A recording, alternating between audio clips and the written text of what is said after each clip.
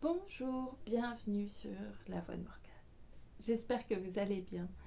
Je vais reprendre tout de suite la lecture d'Anna Karenine de Tolstoï.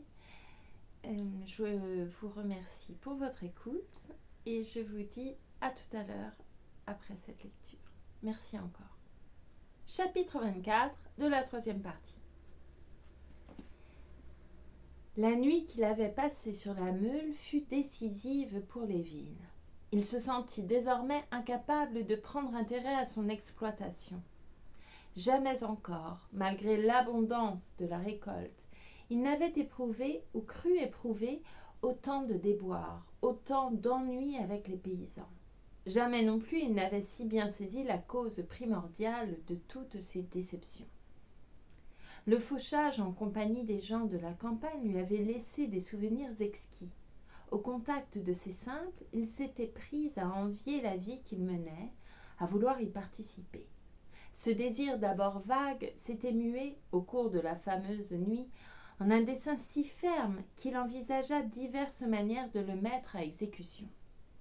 Sous l'empire de ses réflexions, ses idées sur les choses de la terre changèrent du tout au tout, et bientôt il comprit que le vice radical de son entreprise consistait en un perpétuel malentendu avec les paysans.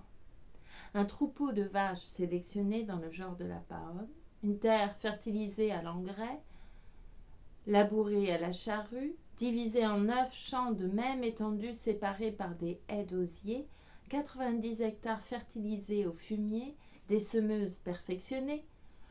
Tout cela eût été parfait s'il avait exploité son domaine tout seul ou aidé de camarades complètement d'accord avec lui. Mais il voyait clairement l'étude qu'il préparait sur l'économie rurale et dans laquelle il faisait de l'ouvrier le facteur principal de toute entreprise agricole contribua fort à lui ouvrir les yeux, que sa manière de faire valoir n'était qu'une lutte acharnée, incessante entre ses ouvriers, attachés à l'ordre naturel des choses, et lui-même, partisan d'amélioration qu'il croyait rationnelle.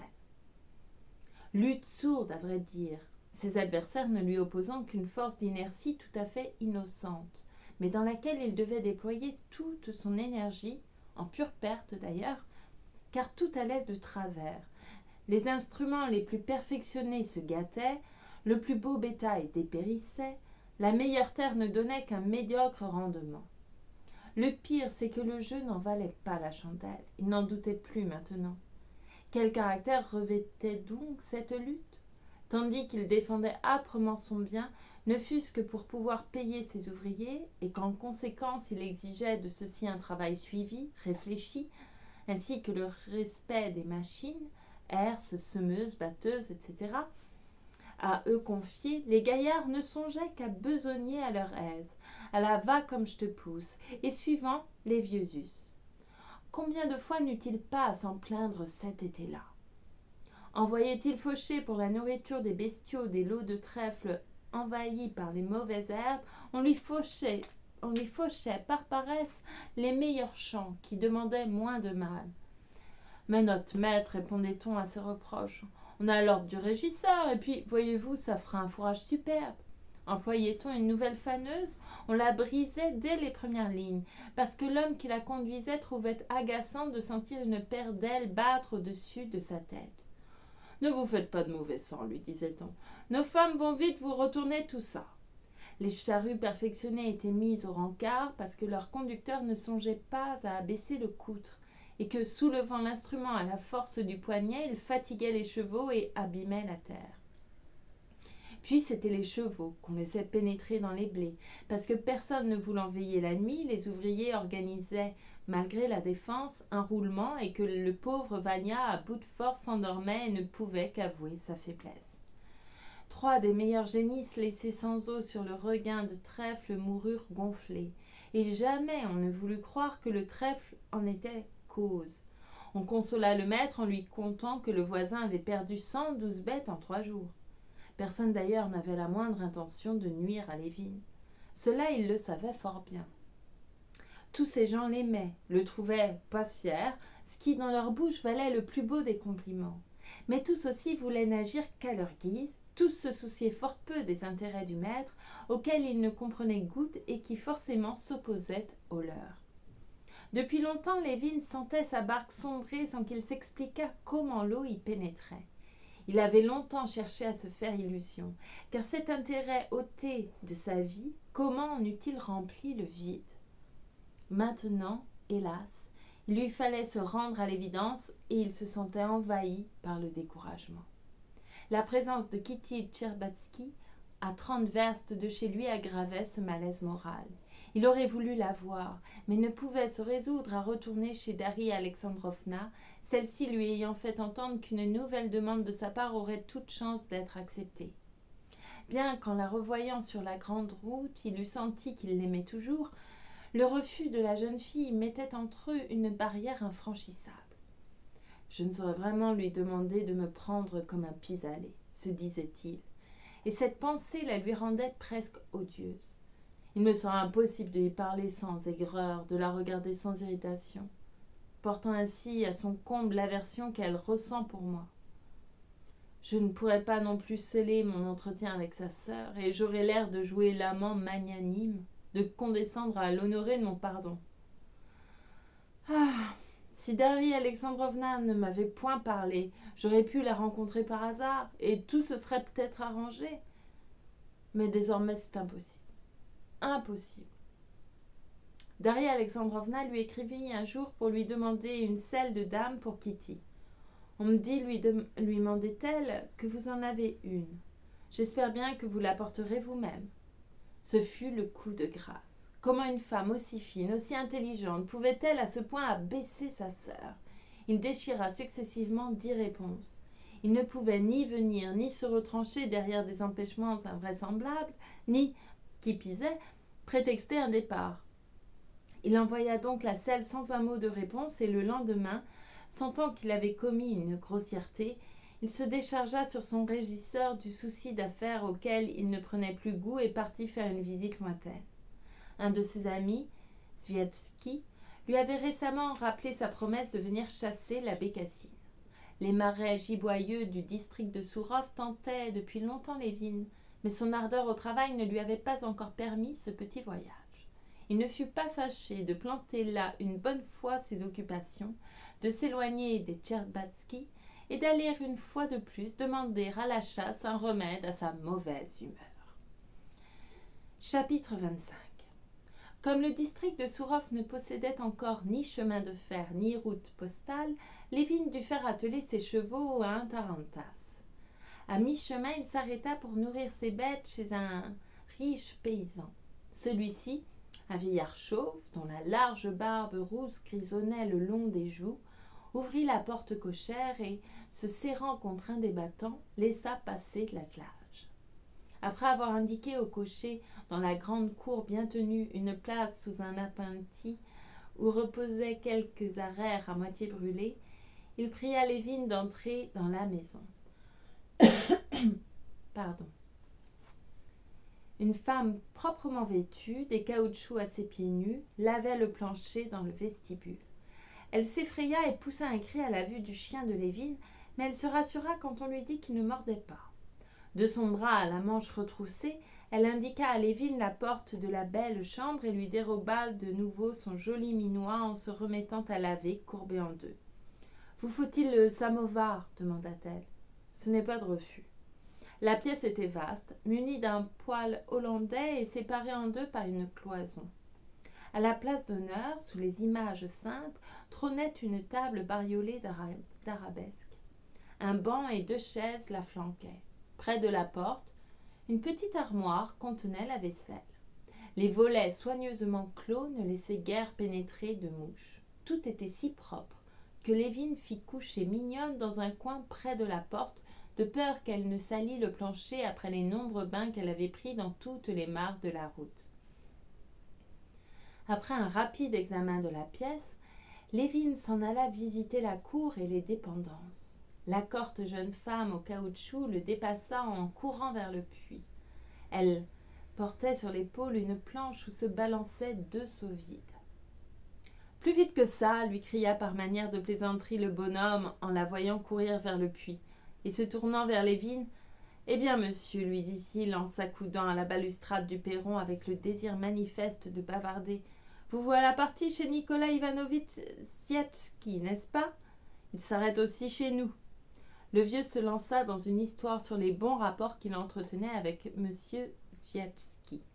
Mais au beau milieu de son récit, la porte cria une seconde fois sur ses gonds, livrant passage à des ouvriers qui ramenaient des champs herses et arères. Les chevaux attelés aux instruments de labour étaient vigoureux et bien nourris. Les hommes paraissaient de la famille. 2 d'entre eux, encore jeunes, arboraient casquettes et blouses d'indiennes. 2 autres, un vieux et un blanc-bec, vêtus de blouses de grosse toile, devaient être des ouvriers de louage. Le bonhomme quitta le perron pour aider à dételer. Qu'a-t-on labouré, s'enquit Lévine? Des champs de pommes de terre. On a aussi son petit lopin, mais le hongre au râtelier, Fédote. On en attellera un autre. Mais le hongre au râtelier, Fédote. On en attellera un autre. Dis-moi, le père, j'avais dit de prendre des socs.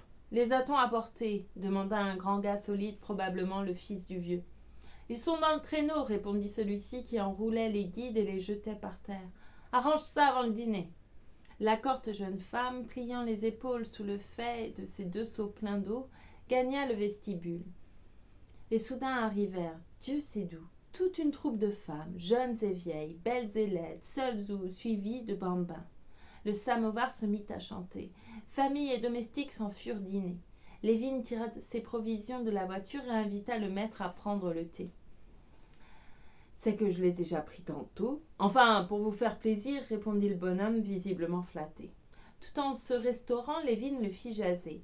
10 ans plus tôt, le gaillard avait pris en ferme d'une dame 120 hectares dont il venait l'an passé de se rendre acquéreur.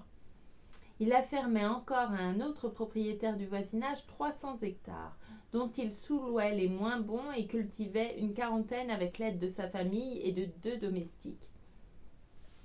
Il crut convenable de se plaindre, mais Lévine vit bien que ses affaires prospéraient. Si tout était allé aussi mal qu'il le prétendait, il n'eût point acheté de la terre à 500 roubles l'hectare, ni marié 3 fils et un neveu, rebâti 2 fois sa maison après incendie, chaque fois de plus en plus grandement. En dépit de ses lamentations, on le devinait fier, et à juste titre, de son bien-être, de ses fils, de son neveu, de ses brus, de ses chevaux, de ses vaches, de toute la maisonnée. Dans le courant de la conversation, il prouva qu'il ne repoussait pas les innovations. Il cultivait les pommes de terre en grand et Lévine avait pu voir en arrivant qu'elles se nouaient déjà tandis que les siennes fleurissaient à peine. Il labourait les champs à pommes de terre avec une charrue empruntée à un propriétaire. Il cultivait jusqu'à du froment. Un détail frappa surtout Lévine. Le vieux faisait éclaircir son seigle et se procurait ainsi un excellent fourrage pour ses chevaux, chose que Lévine ne pouvait obtenir. Ça occupe les femmes, disait le bonhomme qui paraissait ravi de son invention. Elles n'ont qu'à faire des tas au bord de la route et la charrette emmène tout ça. Eh bien, nous autres propriétaires, nous n'arrivons pas à faire entendre raison aux ouvriers, dit Lévine en lui tendant un second verre de thé. Vous êtes bien aimable, fit le vieux en acceptant le verre, mais en refusant du sucre. Son morceau aux 3/4 grignoté devant lui suffire.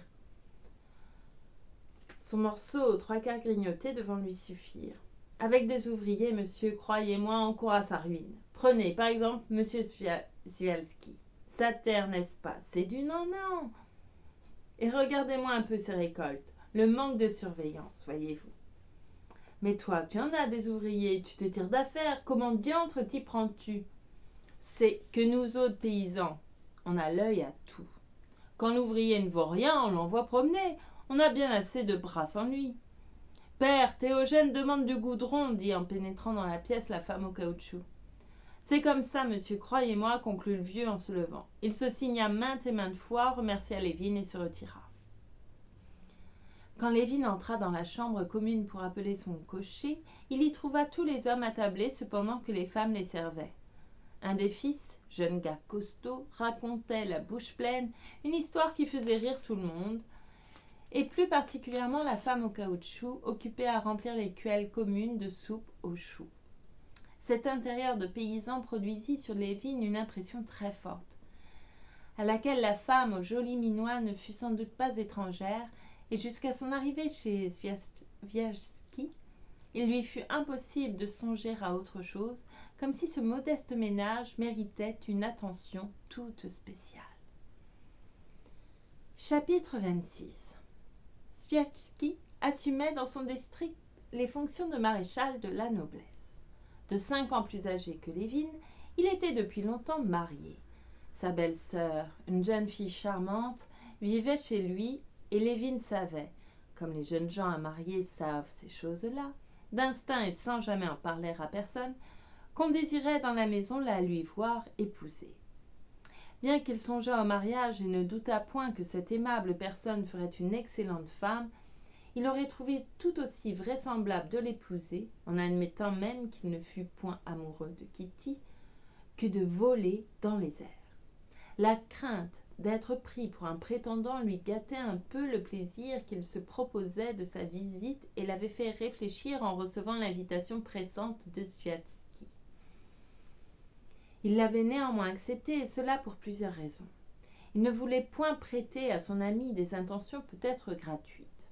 Il tenait à faire une bonne fois l'épreuve des sentiments qu'il pouvait au fond du cœur ressentir pour cette jeune fille.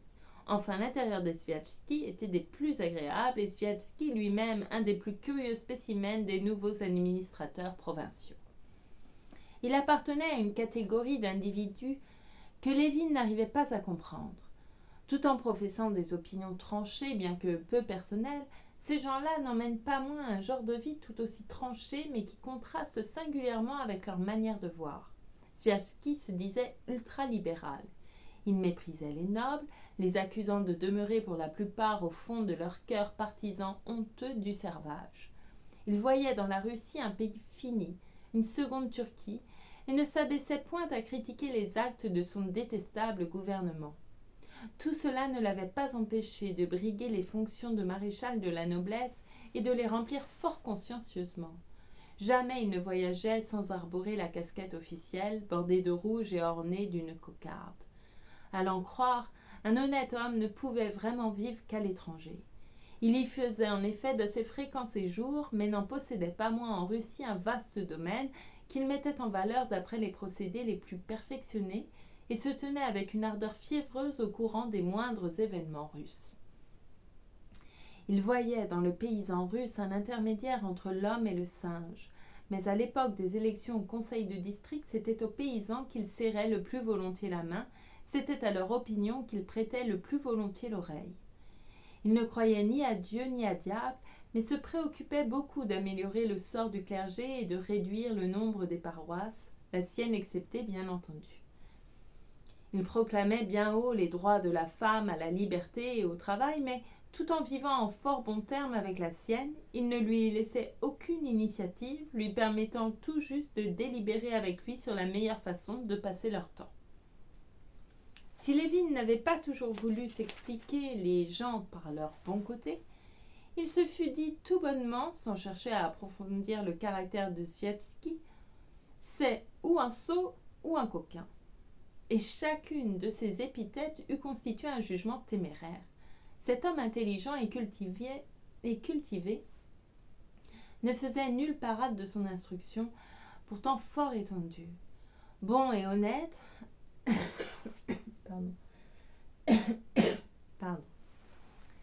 Bon et honnête, incapable de la moindre mauvaise action, il se consacrait de tout cœur à une œuvre que tout le monde autour de lui appréciait hautement.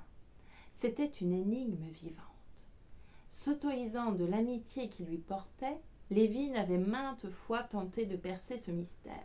Mais chaque fois, Swiatkowski, quelque peu troublé, voilait son regard comme s'il appréhendait de se voir compris, et repoussait par quelque cordiale plaisanterie cette tentative d'ingérence dans les replis de son être intime. Après ces récentes désillusions, Lévin attendait beaucoup de sa visite à Swiatkowski.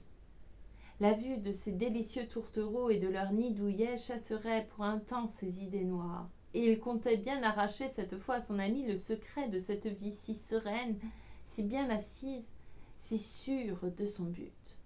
En outre, il s'attendait à rencontrer chez lui certains propriétaires du voisinage et à s'entretenir avec eux des choses de la terre, telles que récolte, louage d'ouvriers et autres sujets non moins bas au jugement du monde, mais qui prenaient maintenant à ses yeux une importance capitale.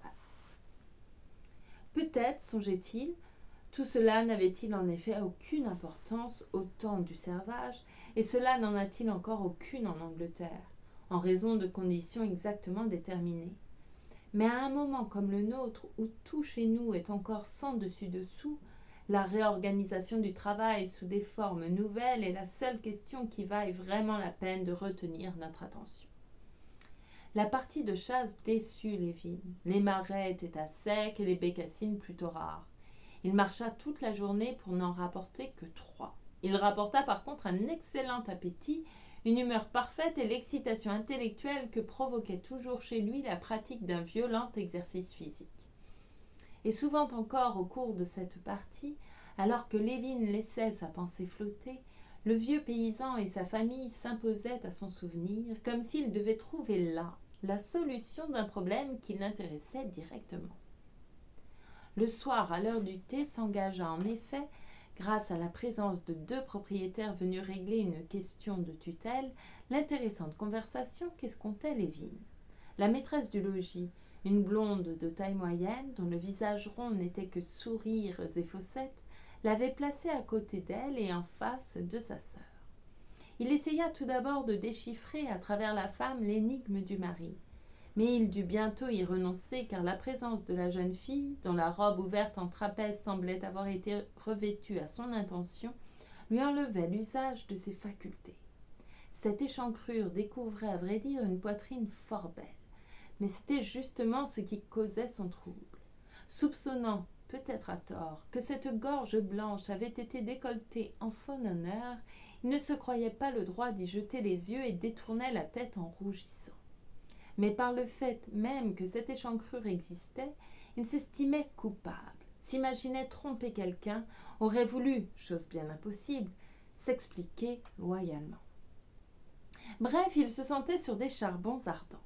Sa gêne se communiquait à la charmante fille, mais la maîtresse de maison semblait ne rien voir et entraînait comme un dessein sa sœur dans la conversation.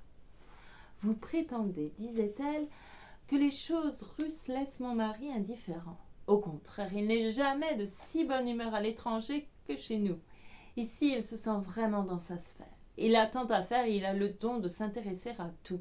Vous ne connaissez pas notre école ? Je l'ai vue, une maisonnette couverte de lierre, n'est-ce pas ? Oui, c'est l'œuvre de Nastia, dit-elle en désignant sa sœur. Vous y donnez vous-même des leçons ? Demanda Lévin en tâchant, effort inutile, de ne point voir l'échancrure. J'en ai donné et j'en donne encore, mais nous avons une maîtresse d'école excellente. Nous enseignons aussi la gymnastique. Non, merci, je ne prendrai plus de thé. J'entends là-bas une conversation qui m'attire, dit Lévin à bout de force. Et rougissant de son impolitesse, il alla s'asseoir à l'autre bout de la table, où le maître de maison causait avec les 2 hobereaux. Accoudé à la table près de laquelle il était assis de biais, Sviazhsky tourmentait d'une main sa tasse, tandis que de l'autre il empoignait sans cesse sa barbe pour se la fourrer sous le nez, la laissant retomber et s'en emparant une fois de plus, comme avide de la sentir. Ses yeux noirs et brillants fixaient un bonhomme à moustache grise qui se répandait en plaintes contre les paysans. Lévin vit aussitôt que Sviazhsky pouvait d'un mot réduire en poudre les arguments du personnage, mais que, sa position officielle l'obligeant à certains ménagements, il préférait se délecter en silence de cette jérémiade. Le hobereau à moustache grise était de toute évidence un campagnard encrouté, entiché de culture et partisan convaincu du servage. Lévin le devina à la façon dont il portait une vieille redingote à l'ancienne, mode qu'il ne devait pas endosser souvent, à ses yeux fins renfrognés par de gros sourcils, à son langage coulant, à son ton autoritaire, fruit évident d'une longue expérience, aux gestes impérieux de ses grandes belles mains hâlées que paraît seule une vieille alliance. Chapitre 27. Si ça ne me faisait pas mal au cœur de tout abandonner, car je vous assure que je me suis donné du mal, je bazarderais tout et je m'en irais, comme Nicolas Ivanovitch entendre la belle Hélène, dit le vieux propriétaire dont la figure intelligente s'éclaira d'un sourire. Si vous restez, c'est que vous y trouvez votre compte, rétorqua Sviajski. J'y trouve tout juste le compte de coucher sous mon toit. Et puis, n'est-ce pas, on espère toujours ramener les gens à la raison. Que voulez-vous faire avec des ivrognes, des fêtards pareils? De partage en partage, il ne leur est plus resté ni un cheval ni une vache. Mais proposez-leur donc de les prendre comme ouvriers. Ils vous bousilleront leur ouvrage et trouveront encore moyen de vous assigner devant le juge de paix, devant qui vous pouvez, vous aussi, les assigner si bon vous semble. Moi, me plaindre au juge? Jamais de la vie. Il manquerait trop. Vous connaissez l'histoire de la fabrique. Après avoir touché des arts, les ouvriers ont tout planté là. Qu'a fait votre juge? Il les a acquittés, monsieur. Non, voyez-vous, je m'en tiens au bon vieux tribunal communal. Là, au moins, on vous rosse votre homme comme au temps passé. C'est encore une chance qu'il nous reste ça. Autrement, ce sera à fuir au bout du monde. Le bonhomme voulait évidemment mettre Sviajski hors de ses gonds, mais celui-ci ne faisait qu'en rire. Pourtant, ni Lévin, ni moi, ni monsieur n'en venons là, dit-il en désignant le second propriétaire. Oui, mais demandez à Michel Petrovitch comment il s'y prend pour faire marcher ses affaires. Est-ce là, je vous le demande, une administration rationnelle? Rétorqua le hobereau qui parut tout glorieux de ce mot savant. Dieu merci, fit l'autre, je n'ai pas à me creuser la tête. Toute la question est d'avoir assez d'argent en automne à l'époque des impôts. Les paysans viennent me trouver. Notre père, qu'ils disent, tirez-nous d'affaires. Et comme ce sont des voisins, je les prends en pitié. J'avance le premier tiers de l'impôt, mais j'ai soin de les prévenir. Attention les enfants, à charge de retour, pour les semences, le fauchage, la moisson, c'est entendu. Je compte sur vous. Et sans plus tarder, on s'entend à la bonne franquette sur le nombre de bras à fournir par chaque feu. À part les freins, il se rencontre aussi parmi eux des gens sans conscience. Lévin, qui savait à quoi s'en tenir sur ses mœurs patriarcales, échangea un regard avec Sviajski et, interrompant Michel Petrovitch, s'adressa à l'homme aux moustaches grises.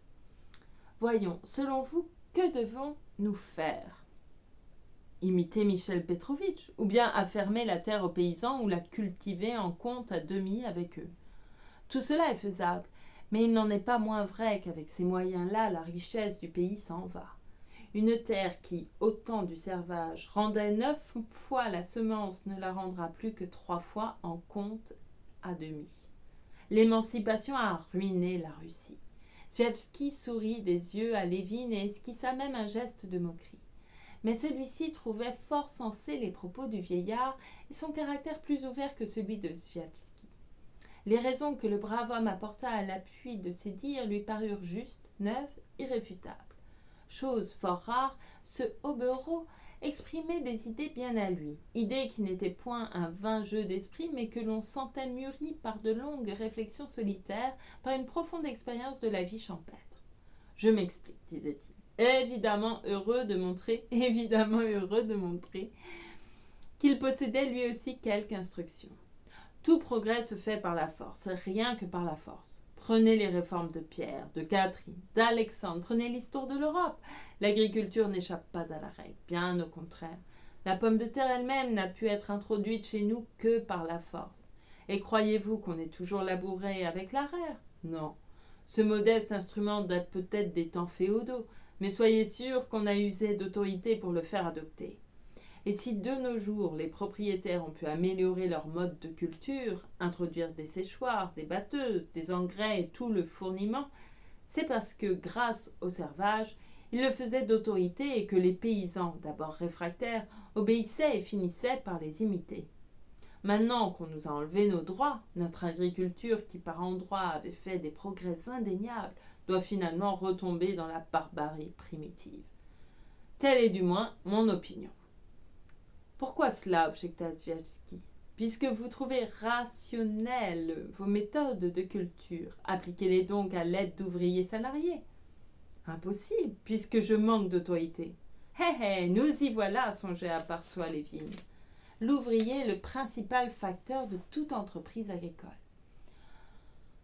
Nos ouvriers, continuait le hobereau, ne veulent ni fournir de la bonne besogne, ni employer de bons instruments. Ils ne savent que se saouler comme des porcs et gâter tout ce qu'ils touchent. Confiez-leur un cheval, ils l'abreuveront à contre-temps. Une charrette, ils en abîmeront les harnais et trouveront moyen de boire au cabaret jusqu'au cercle de fer de ses roues. Une machine à battre, ils y introduiront une cheville pour la mettre hors d'usage. Tout ce qui dépasse leur routine leur fait mal au cœur. Aussi, notre agriculture est-elle en baisse sur toute la ligne. La terre est négligée et reste en friche, à moins qu'on ne la cède aux paysans. Un domaine qui rendait, disons, 2 millions d'hectolitres n'en rend plus que quelques centaines de milliers. Si l'on voulait à tout prix émanciper, il fallait au moins agir avec circonspection. Il se mit à développer son plan personnel qui avait, à l'en croire, l'avantage d'écarter tous ses inconvénients. Sans prendre grand intérêt à l'histoire, Lévin le laissa achever et, se tournant vers Sviatsky, dans l'espoir de l'amener à s'expliquer, il revint à son point de départ. Il est indéniable, dit-il, que le niveau de notre agriculture est en baisse et que nos rapports actuels avec les ouvriers ne permettent point une exploitation rationnelle. Je ne suis pas de cet avis, rétorqua Sviatsky, devenu sérieux. La vérité, c'est que nous sommes de piètres agriculteurs et que même au temps du servage, nous n'obtenions de nos terres qu'un médiocre rendement. Nous n'avons jamais eu ni machine, ni bétail convenable, ni bonne administration. Nous ne savons même pas compter.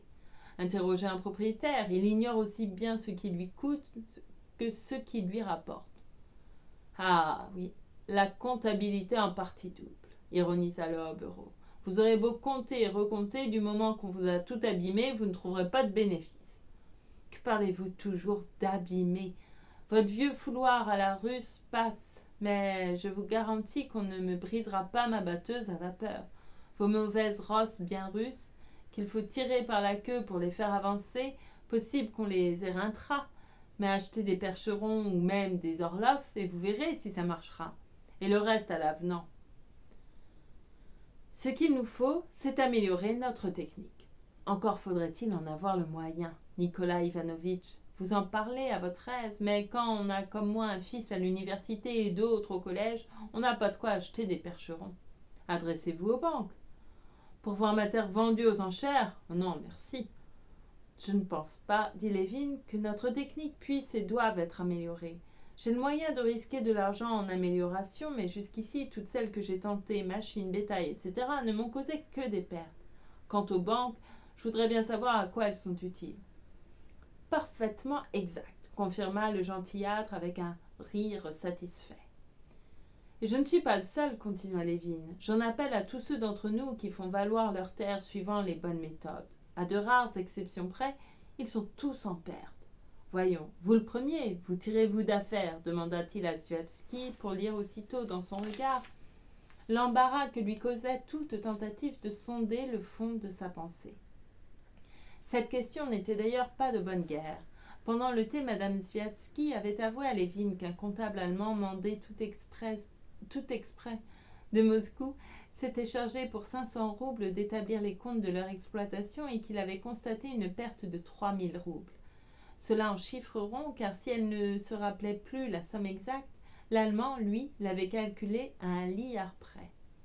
La question de Lévin fit sourire le hobereau, qui savait évidemment à quoi s'en tenir sur le rendement des terres de son voisin et maréchal.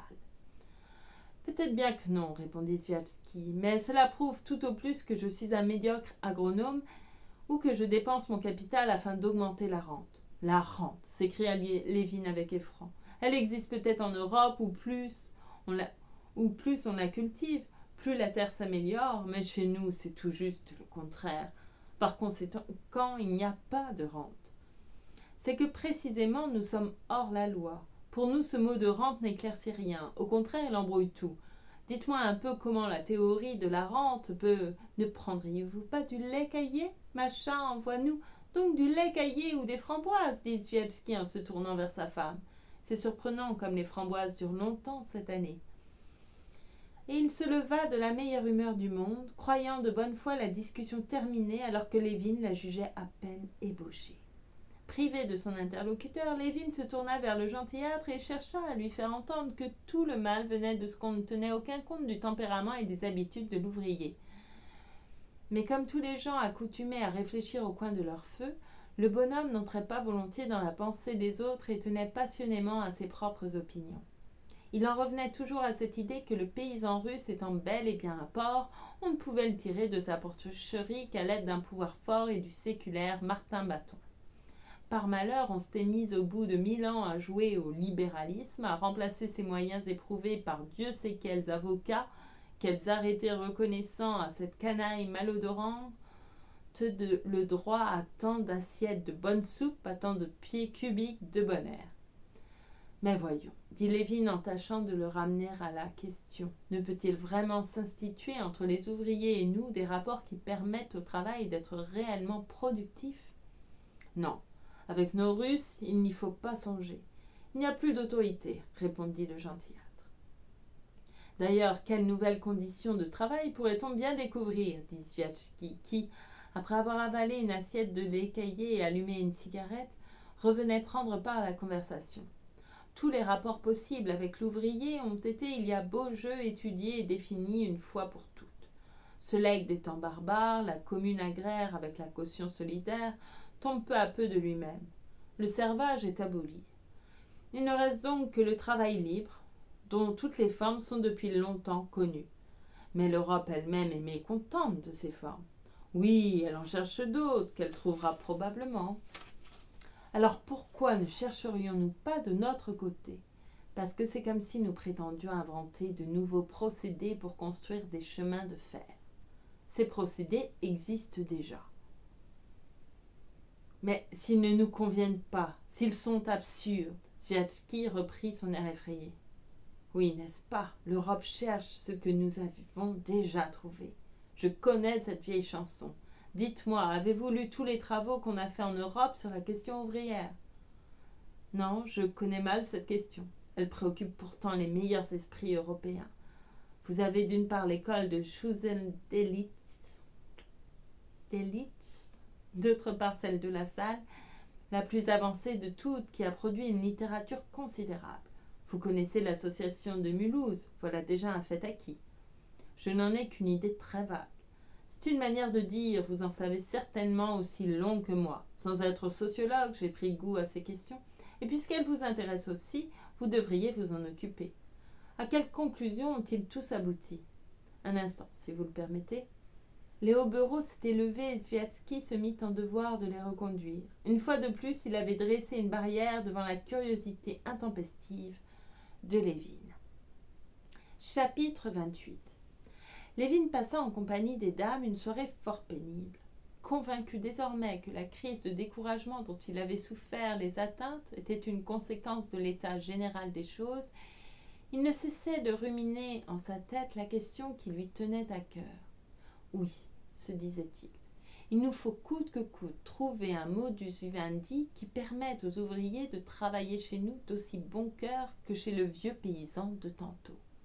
Ce n'est pas une utopie, c'est un simple problème que nous avons le droit et le devoir de résoudre. En prenant congé des dames, il promit de leur consacrer la journée du lendemain. Un curieux éboulement s'étant produit dans la forêt domaniale voisine, on le prendrait pour but d'une promenade à cheval. Avant de se coucher, il entra dans le cabinet de travail de son hôte pour y prendre les ouvrages dont celui-ci lui avait conseillé la lecture. Ce cabinet était une énorme pièce. Plusieurs corps de bibliothèque en faisaient le tour. Un bureau massif trônait au beau milieu, flanqué d'un casier dont les cartons s'ornaient de lettres dorées. Et sur le guéridon qui supportait la lampe s'étalaient en étoiles les derniers numéros de nombreux journaux et revues en toutes langues. Sviatski mit de côté les volumes puis s'installa dans un fauteuil à bascule. « Que regardez-vous là » demanda-t-il à Lévin qui feuilletait une revue. « Ah oui, il y a bien dans le numéro que vous tenez un article très bien fait. Il paraît, ajouta-t-il en s'animant, que l'instigateur du partage de la Pologne ne fut pas du tout Frédéric II. » Et il résuma avec la clarté qui lui était propre la teneur des pièces importantes qu'on venait de découvrir. Bien que la pensée de Lévin fût ailleurs, il ne pouvait se défendre de l'écouter tout en se demandant « Que peut-il bien y avoir au fond de cet homme ?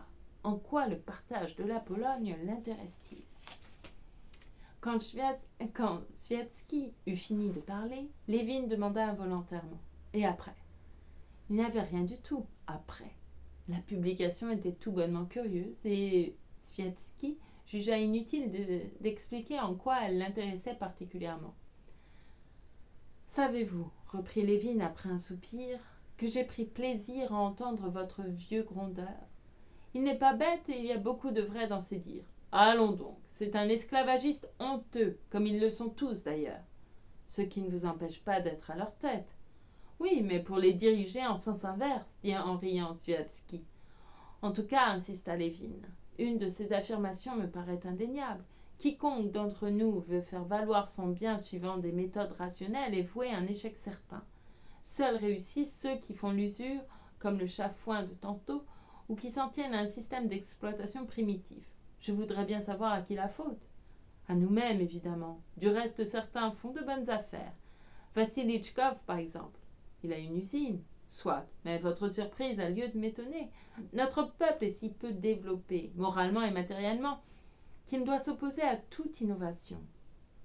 Si les méthodes rationnelles ont cours en Europe, c'est que l'instruction est répandue parmi le peuple. À nous de la répandre aussi parmi nos paysans. De quelle façon ? En fondant des écoles et encore des écoles.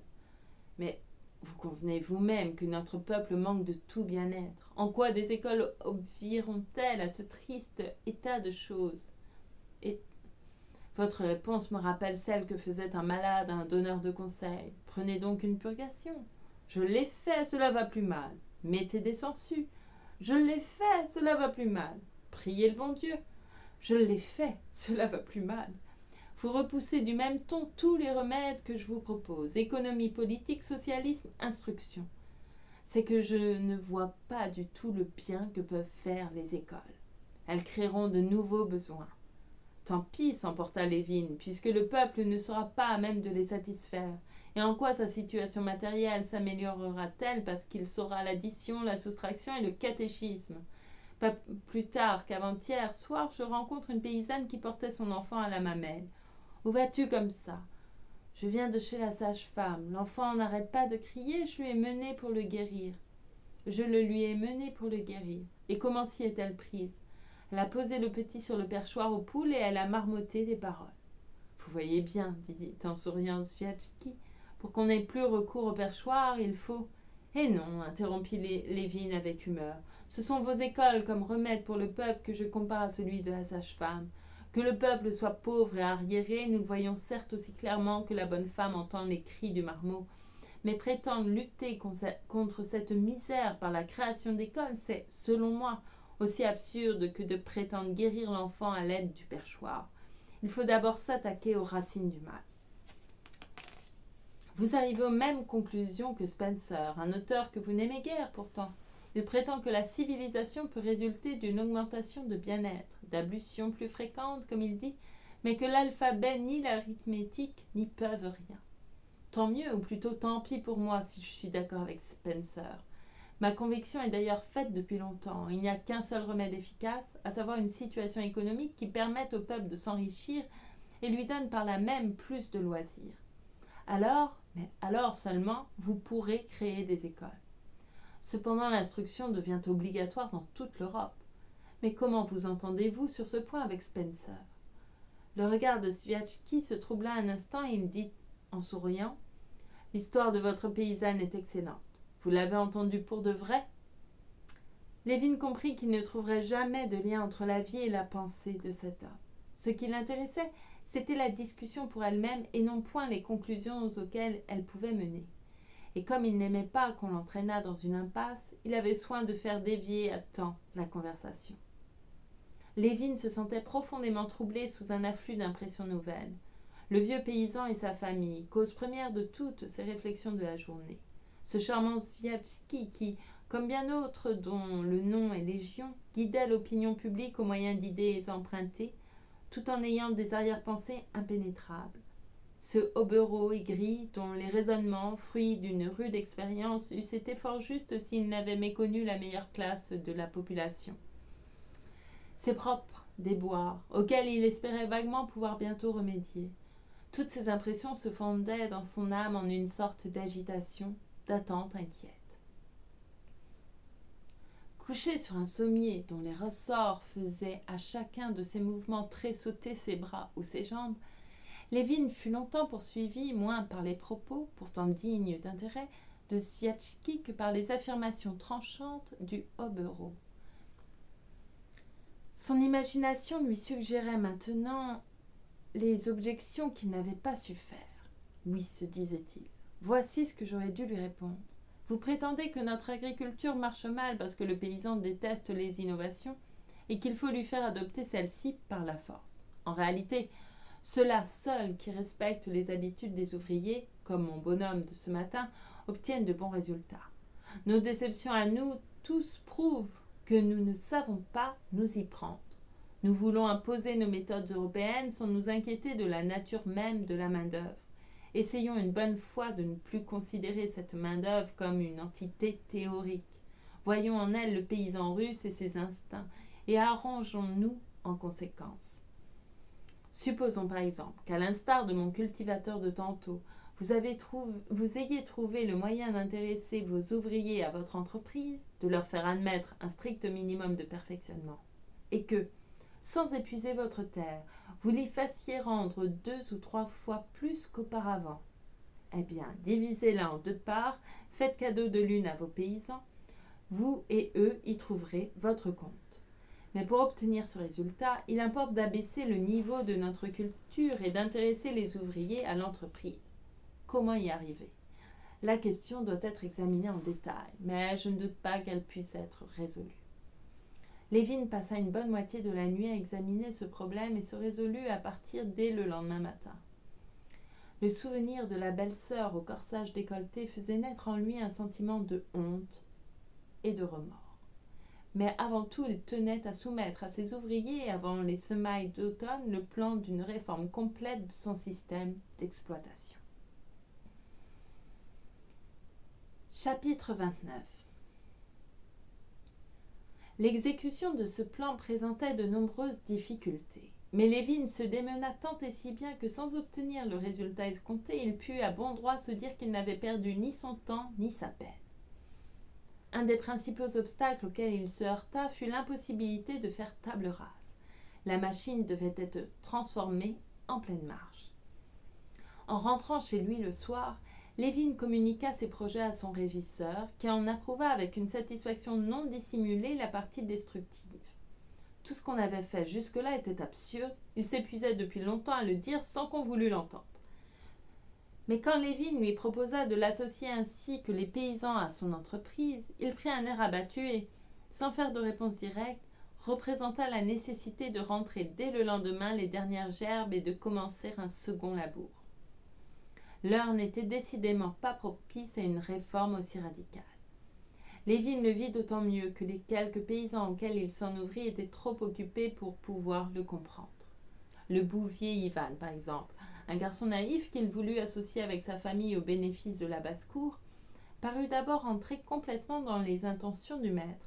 Mais, quand celui-ci prétendit lui expliquer les avantages qu'il retirerait de la combinaison, le visage d'Ivan exprima l'inquiétude, le regret de n'être point de loisir, et le gaillard de s'inventer aussitôt une besogne pressante, crèches à vider, seaux à remplir, fumier à remuer. La méfiance invétérée des paysans constituait un obstacle non moins sérieux. Ils ne pouvaient admettre que le maître ne cherchât pas à les exploiter. Et de leur côté, tout en parlant beaucoup, ils se gardaient bien d'exprimer le fond de leurs pensées. En outre, comme pour justifier les assertions du bilieux gentillâtre, il posait pour condition première de tout arrangement qu'il ne serait jamais astreint à l'emploi d'instruments perfectionnés ou de nouvelles méthodes de culture. Il convenait que la charrue et l'extirpateur avaient du bon, mais trouvait sans raison pour ne pas s'en servir. Il fallait donc abaisser le niveau de la culture. Si persuadé qu'il fût de cette nécessité, Lévin ne renonça pas de gaieté de cœur à certaines innovations dont l'avantage était par trop évident. Malgré ces contretemps, Lévin arriva à ses fins et dès l'automne l'affaire prit ou sembla prendre tournure. Il dut cependant renoncer à étendre l'association à tout son domaine et diviser celui-ci en 5 branches: basse-cour, jardin, potager, prairie, labour, dont chacune comprenait à son tour plusieurs lots. Le naïf bouvier Ivan, qui avait paru saisir mieux qu'aucun autre de quoi il retournait, forma une coterie avec quelques parents et amis et se chargea de la basse-cour. Une terre éloignée, depuis 8 ans en friche et envahie par les taillis, fut confiée à Fiodor Rezounov, un charpentier pas bête qui s'adjoignit 6 familles de cultivateurs. Le potager échut à un autre paysan du nom de Chouraïev. Tout le reste demeura comme par le passé. Mais ces 3 lots, base de la future réforme générale, donnèrent à Lévin pas mal de tintouin. Pardon. À vrai dire, la vacherie ne prospéra guère. Ivan ne voulut pas entendre parler d'une étable chaude sous le prétexte que les vaches tenues au froid consommaient moins de fourrage et que la crème déjà épaisse donnait un beurre plus avantageux que la crème liquide. Par ailleurs, il prétendit être payé comme de coutume et se soucia peu d'apprendre que les sommes qu'il touchait représentaient non plus des gages, mais des acomptes sur sa part dans les bénéfices. De son côté, la coterie de Fiodor Rezounov, arguant que la saison était trop avancée, ne donna qu'un labour à sa pièce de terre au lieu des 2 convenus. Elle s'obstinait du reste à croire qu'elle travaillait en compte à demi et plus d'une fois ses participants, Rezounov y compris, proposèrent à Lévin de lui payer un bail. Comme cela, disait-il, vous serez plus tranquille et nous, on sera plus tôt quitte. Elle fit en outre, sous divers prétextes, traîner en longueur la construction de la grange et de l'étable qu'elle s'était engagée à bâtir avant l'hiver. Quant à Chouraïev, il avait évidemment ou mal compris ou feint de mal comprendre les conditions auxquelles on lui avait confié le potager. Ne chercha-t-il pas à le louer par lot à d'autres paysans ? Lévin voulait-il expliquer à ces gens les avantages qu'il retirerait de l'entreprise ? Il ne lui prêtait qu'une oreille distraite, s'étant juré une fois pour toutes de ne pas se laisser prendre aux belles paroles du maître. Et dans nul regard, cette décision méprisante ne se lisait mieux que dans celui du plus malin, du plus déluré d'entre eux, le charpentier Rezounov. Cela n'empêchait point Lévin de croire qu'avec de la persévérance et une tenue serrée des comptes, il leur prouverait finalement la justesse de ses dires. Tout alors marcherait comme sur des roulettes. La mise en marche de cette affaire, la gérance à l'ancienne mode des autres parties du domaine, la composition de son livre occupèrent tellement Lévin qu'il ne chassa presque point de l'été. Vers la fin d'août, il apprit par le messager qu'il lui rapporta la selle que les Oblonsky étaient retournés à Moscou. Il sentait d'ailleurs qu'en laissant sans réponse le billet de Darya Alexandrovna, grossièreté qu'il ne se rappelait jamais sans rougir, il avait brûlé ses vaisseaux et qu'il ne retournerait jamais dans cette maison. Pas plus du reste que chez les Sviatsky, auxquels il n'avait même pas dit adieu lors de son brusque départ. Que lui importait après tout ? Il était bien trop absorbé par ses occupations pour s'appesantir sur ses remords. Jamais encore il n'avait tant travaillé. Il dévora tous les livres que lui avait prêtés Sviatsky, d'autres encore qu'il fit venir, mais, comme il s'y attendait, n'y trouva rien d'utile à son propos. Les classiques de l'économie politique, Mill par exemple, sur lequel il se jeta tout d'abord dans l'espoir d'y découvrir la solution des problèmes qui le préoccupaient, lui fournirent des lois qui découlaient de la situation économique de l'Europe. Mais il ne voyait pas pourquoi ces lois, inapplicables en Russie, devaient avoir un caractère général. Les ouvrages socialistes étaient ou de belles utopies qu'il avait séduits sur les bancs de l'université, ou des corrections apportées à l'économie européenne, laquelle n'avait absolument rien de commun avec l'économie agraire russe. La doctrine orthodoxe considérait comme irréfutables et universelles les lois suivant lesquelles s'était constituée et se constituait encore la richesse de l'Europe. La doctrine socialiste soutenait que l'application de ces lois menait le monde à sa perte. Mais ni l'une ni l'autre n'offrait à Lévin la moindre indication sur les efforts à tenter par les propriétaires et les paysans russes pour faire contribuer dans la plus large mesure possible leurs millions de bras et d'hectares à la prospérité générale. À force de lire, il en vint à projeter pour l'automne un voyage à l'étranger afin d'étudier sur place la question qui le passionnait. Il ne voulait plus s'exposer à ce qu'on le renvoyât sans cesse aux autorités en la matière. Mais Kaufmann, mais Jones, mais Dubois, mais Micheli, vous ne les avez pas lus ? Lisez-les donc. Ils ont traité à fond cette question. Il voyait bien que les Kaufmann et les Micheli n'avaient rien à lui dire. Il savait maintenant ce qu'il voulait savoir. La Russie, pensait-il, possède d'excellentes terres et d'excellents ouvriers. Cependant, il arrive bien rarement que terres et ouvriers rendent vraiment beaucoup, comme par exemple chez mon bonhomme de l'autre jour. La plupart du temps, lorsque le capital est employé à l'européenne, le rendement est médiocre parce que les ouvriers ne veulent travailler et ne travaillent vraiment bien qu'à leur manière. C'est un phénomène constant et qui a ses assises dans l'esprit même de notre peuple. Ce peuple, dont la vocation fut de coloniser des espaces immenses, s'en est toujours tenu, en connaissance de cause, à ses procédés propres, qui ne sont point du tout si mauvais qu'on le croit d'ordinaire. Voilà ce qu'il avait à cœur de prouver, théoriquement, dans son livre, et pratiquement, dans son domaine. Chapitre 30.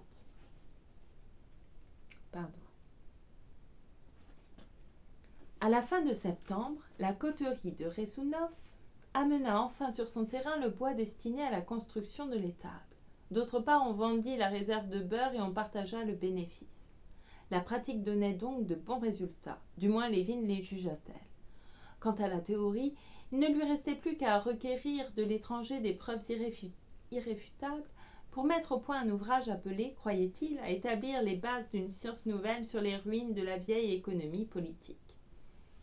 Il n'attendait plus pour partir que la vente de son blé, quand des pluies torrentielles vinrent l'enfermer chez lui. Une partie de la moisson et toute la récolte de pommes de terre ne purent être rentrées. Tous les travaux, même la livraison du blé, furent arrêtés. Les grandes eaux emportèrent 2 moulins, les routes devinrent impraticables et le temps empirait toujours. Le 30 septembre au matin, le soleil se montra et cette éclaircie engagea Lévin à hâter ses préparatifs de départ. Il fit ensacher le blé, envoya son régisseur toucher l'argent de la vente et entreprit une dernière tournée d'inspection. Il ne rentra que très tard, trempé jusqu'aux os malgré ses vêtements de cuir, car l'eau s'infiltrait par le collet de sa veste et les tiges de ses bottes, et néanmoins de très belle humeur. Vers le soir, l'averse avait repris, fouettant si dru le cheval tout tremblant de la tête et des oreilles que la pauvre bête ne pouvait marcher droit. Mais à l'abri de son capuchon, Lévin se trouvait fort à l'aise et promenait des regards amusés sur tout ce qui venait frapper sa vue. Ruisseaux boueux dévalant les ornières, gouttes de pluie suspendues aux branches dénudées, taches blanchâtres du grésil sur les planches d'un pont, jonchées des feuilles encore charnues alentour d'un orme dépouillé par la rafale. Malgré la désolation de la nature, il se sentait plein d'entrain. Un entretien avec les paysans du village éloigné l'avait convaincu qu'ils s'accommodaient de leur nouvelle vie. D'autre part, un vieux garde, chez qui il était entré pour se sécher, approuvait évidemment ses plans, car il lui avait demandé de le prendre comme associé pour l'achat du bétail. Il ne s'agit que de persévérer, songeait Lévin, et j'arriverai à mes fins. Il n'y a pas lieu de plaindre ma peine, car je travaille pour la prospérité générale. L'assise économique du pays sera bouleversée de fond en comble. À la misère succédera le bien-être, à l'hostilité la concorde, la solidarité des intérêts. Bref, il s'opérera sans la moindre effusion de sang une révolution qui, partie de notre district, gagnera notre province, toute la Russie, le monde entier, car une pensée juste ne saurait être stérile. Un but aussi grandiose mérite qu'on le poursuive avec acharnement. Et que l'auteur de cette révolution soit ce nigaud de Konstantin Lévin qui va au bal en cravate noire et s'est fait refuser par mademoiselle Tcherbatsky, cela n'a absolument aucune importance. Je suis sûre que Franklin, quand il s'examinait sur toutes les coutures, manquait aussi de confiance en lui-même et ne se jugeait pas mieux que je ne me juge. Et sans doute avait-il comme moi une Agathe Mikhailovna à qui il confiait ses secrets. Ces réflexions poursuivaient encore Lévin quand il rentra chez lui, la nuit déjà venue. Le régisseur avait rapporté un acompte sur la vente de la récolte. Nulle part les blés n'étaient rentrés et l'on pouvait s'estimer heureux de n'avoir dehors que 160 meules. Après dîner, Lévin s'installa, comme de coutume, dans son fauteuil, un livre à la main. Mais tout en lisant, il poursuivait ses méditations sur le but de son voyage. Il se sentait l'esprit lucide et ses idées se traduisaient en phrases qui rendaient fort bien l'essence de sa pensée. Il faut noter cela, se dit-il. Voilà toute trouvée la courte introduction qui jusqu'à présent me semblait inutile. Il se leva pour la coucher par écrit, cependant que Mignonne, qui paraissait à ses pieds, se dressait à son tour et l'interrogeait des yeux sur la route à prendre. Mais les conducteurs des travaux l'attendaient dans l'antichambre et il dut tout d'abord leur passer ses instructions pour le lendemain. Alors seulement il put prendre place à son bureau, sous lequel la chienne se coucha, tandis qu'Agathe Michalovna, un bas à la main, s'installait à sa place habituelle. Après avoir écrit pendant un certain temps, Lévin se leva et se mit à arpenter la chambre. Le souvenir de Kitty, de son refus, de leur dernière entrevue venait de lui traverser l'esprit avec une vivacité cruelle. « Vous avez tort de vous manger les sangs, lui dit Agathe Michalovna. Que faites-vous ici? Partez donc prendre vos eaux chaudes, puisque vous y êtes décidé. Aussi ai-je l'intention de partir après-demain. Il me faut mener à bien mon affaire. La belle affaire, parlons-en. Vous croyez n'en avoir pas assez fait, peut-être? Savez-vous ce que les paysans pensent? Notre monsieur va pour sûr recevoir une récompense du tsar. Quel besoin avez-vous de tant vous préoccuper d'eux? Ce n'est pas d'eux que je me préoccupe, mais de moi-même. Agathe Michalovna connaissait en détail tous les projets de Lévin, car il les lui avait expliqués par le menu et s'était même souvent disputé avec elle à ce propos. Mais cette fois-ci, elle interpréta ses paroles dans un sens tout différent de celui qu'il leur donnait. « Bien sûr, dit-elle en soupirant, on doit avant tout penser à son âme. Parthendeni Sitch, par exemple, c'était le nom d'un domestique récemment décédé, avait beau ne savoir ni A ni B, Dieu veuille nous faire à tous la grâce de mourir comme lui. Il a reçu le bon Dieu, les saintes huiles, enfin tout ce qu'il faut. » Ce n'est pas ainsi que je l'entends, répliqua Lévin. J'agis dans mon intérêt. Quand les paysans travaillent mieux, j'y trouve mon avantage. Vous aurez beau faire, le paresseux se tournera toujours les pouces, et celui qui a de la conscience travaillera. Vous n'y changerez rien. Cependant, ne dites-vous pas vous-même qu'Ivan soigne mieux les vaches qu'auparavant? Ce que je dis, répondit Agathe Michalovna, suivant évidemment une idée qui lui était chère, c'est qu'il est grand temps de vous marier. Na! La coïncidence de cette remarque avec les souvenirs qui l'assaillaient froissa Lévin. Il fronça le sourcil et, sans répondre, revint à sa besogne, qui lui parut une fois de plus d'une importance capitale. De temps à autre, cependant, le tic-tac des aiguilles, à tricoter de la vieille bonne, éveillait en lui des pensées importunes, et il se reprenait à faire la grimace. Vers 9 heures, un tintement de grelots et le bruit sourd d'une voiture cahotant dans la boue montèrent de la cour. « Voilà une visite qui nous arrive. Vous n'allez plus vous ennuyer, dit Agathe Michalovna en se dirigeant vers la porte. Mais Lévin la prévint. Sentant que son travail ne marchait plus, il était content de voir arriver quelqu'un. Chapitre 31. Parvenu sur le premier palier, Lévin perçut dans le vestibule le son d'une voix qui ne lui sembla que trop connue. Mais le bruit de ses pas l'empêchant d'entendre distinctement, il espéra un moment s'être trompé. Bientôt, cependant, il distingua une longue silhouette émaciée, et bien que le doute ne fût plus guère possible, il voulait croire encore que ce grand monsieur qui enlevait sa pelisse en tout sautant n'était point son frère Nicolas. En effet, quelque affection qu'il éprouvât pour lui, la compagnie de ce malheureux était pour Lévin un véritable supplice. Et voici que Nicolas arrivait juste au moment où, bouleversé par l'afflux des souvenirs et l'insidieuse remarque de la vieille bonne, Constantine ne parvenait pas à retrouver son équilibre moral. Au lieu du gai bavardage escompté avec un visiteur bien portant, étranger à ses préoccupations et capable de l'en distraire, il prévoyait maintenant un pénible tête-à-tête avec un frère qui, le connaissant à fond, allait le contraindre à confesser ses rêves les plus intimes, ce qu'il redoutait par-dessus tout. Tout en se reprochant ses mauvaises pensées, Lévin dégringolait l'escalier. Dès qu'il reconnut son frère, son désappointement céda la place à une profonde pitié. Plus livide, plus décharné que jamais, Nicolas faisait peur à voir. On eût dit un squelette ambulant. Il tendait, pour se débarrasser de son foulard, un long cou dégingandé et souriait d'un sourire humble, résigné, minable, à la vue duquel Constantine sentit sa gorge se serrer. « Eh bien, me voilà enfin chez toi, dit Nicolas d'une voix sourde, en ne quittant pas son frère des yeux. Il y a longtemps que je voulais venir, mais ma santé ne me le permettait pas. Maintenant cela va beaucoup mieux, ajouta-t-il en essuyant sa barbe de ses grandes mains osseuses. Oui, oui, répondit Lévin. Et son épouvante s'accrut quand, en embrassant Nicolas, il toucha des lèvres ce visage desséché. Il aperçut de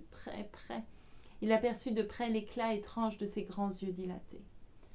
Quelques semaines auparavant, Constantine avait écrit à son frère qu'ayant réalisé la petite portion qui restait de leur fortune mobilière commune, il avait quelques 2000 roubles à lui remettre.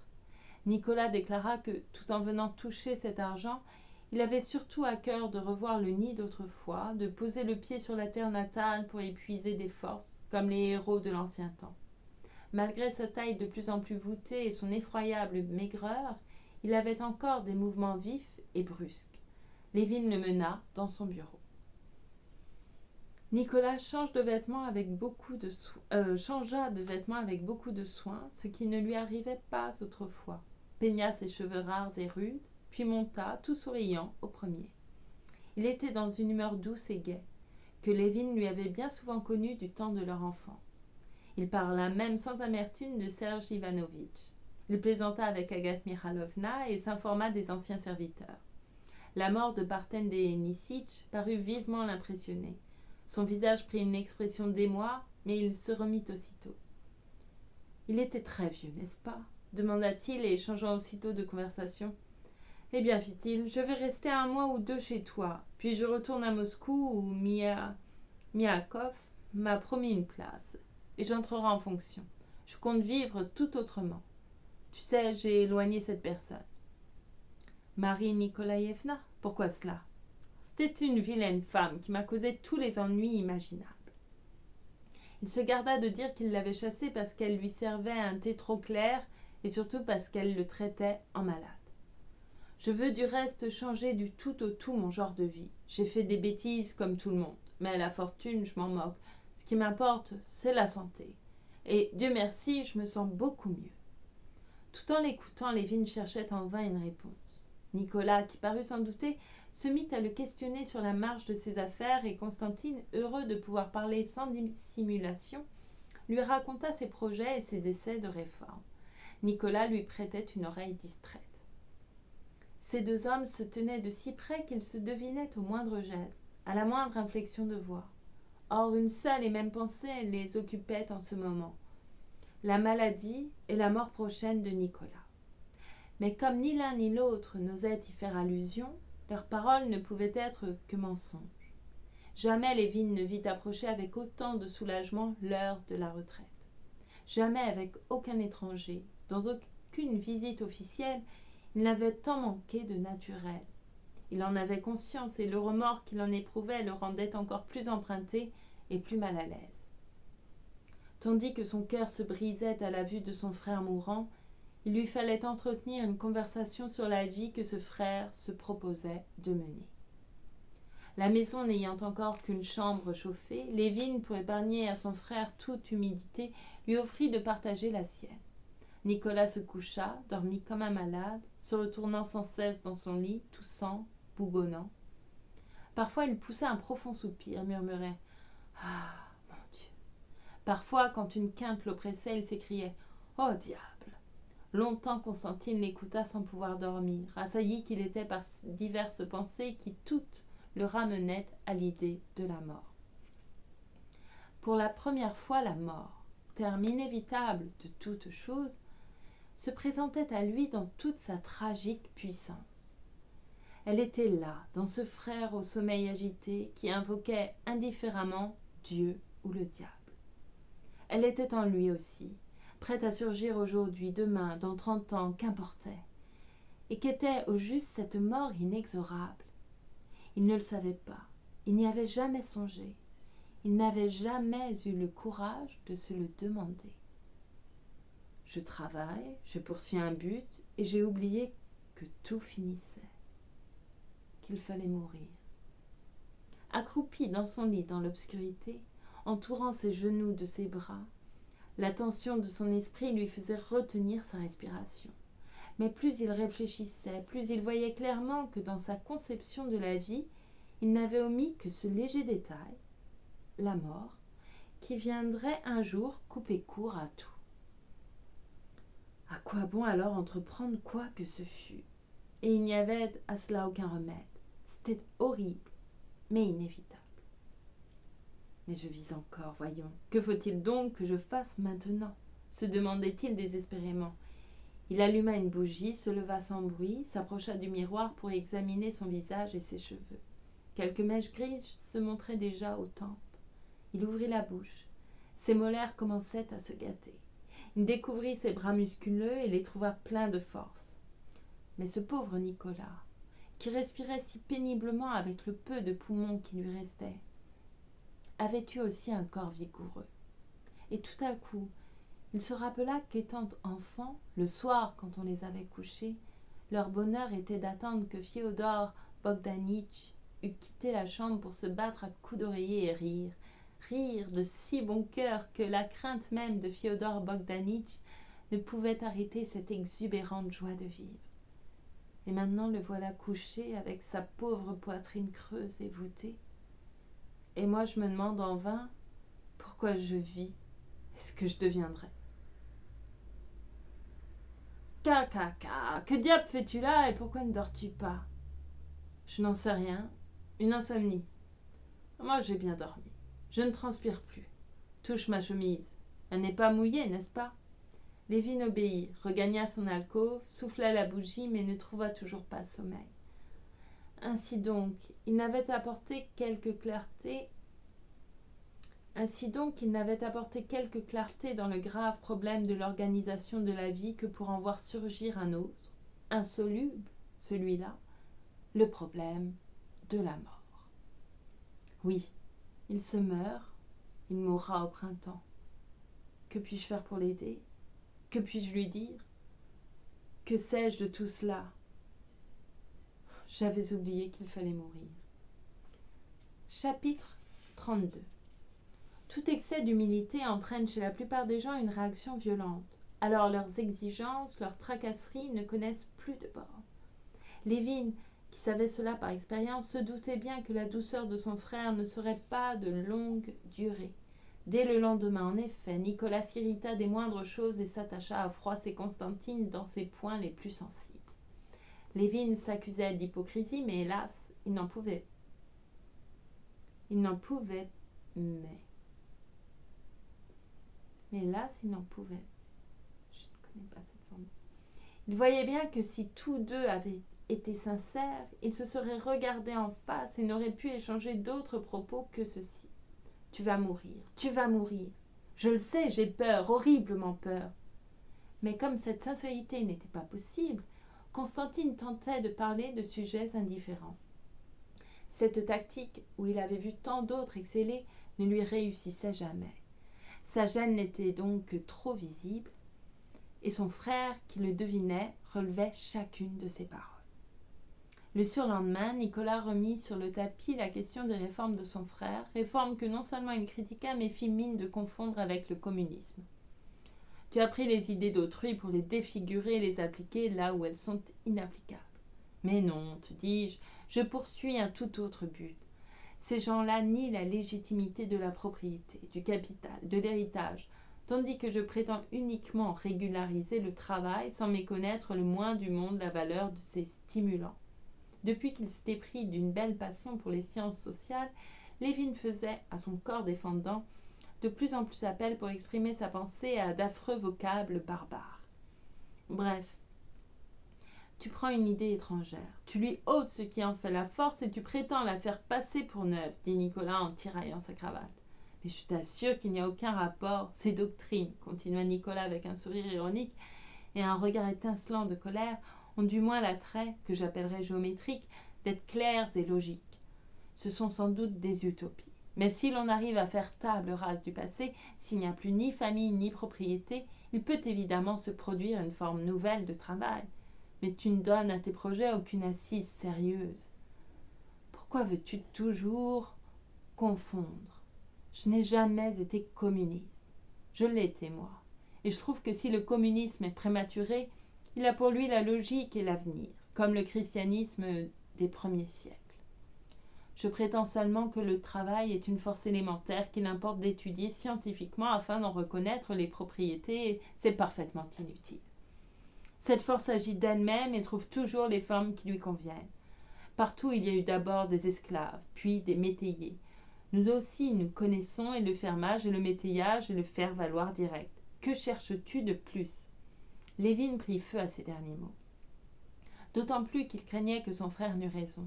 Peut-être, en effet, cherchait-il un moyen terme, fort difficile à découvrir, entre le communisme et les formes du travail existantes. Je cherche une forme de travail qui profite à tous, à moi comme à mes ouvriers, répondit-il en haussant le ton. Pas du tout. Tu poses à l'original comme tu l'as fait toute ta vie. Au lieu d'exploiter franchement tes ouvriers, tu y mets des principes. Soit, puisque tu l'entends ainsi. Quittons ce sujet, rétorqua Lévin, qui sentait les muscles de sa joue droite tressaillir involontairement. Tu n'as jamais eu de conviction, tu ne cherches qu'à flatter ton amour-propre. Bon, mais alors fiche-moi la paix.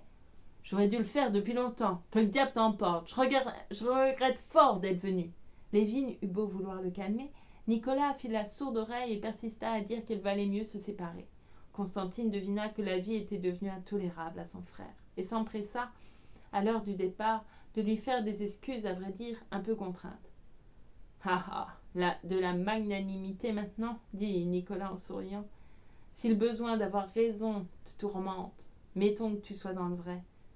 Mais je pars tout de même. » Au dernier moment, Nicolas embrassa pourtant son frère et lui dit d'une voix tremblante et avec un regard d'une gravité étrange : « Allons, Kostia, ne me garde pas rancune. »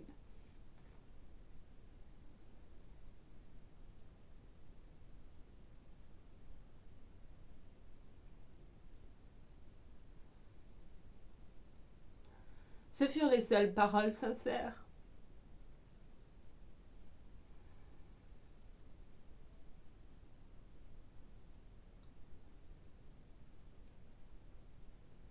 Échangées entre les deux frères. Constantine comprit que ces mots signifiaient : « Tu le vois, tu le sais, je m'en vais. Nous ne nous reverrons peut-être plus. »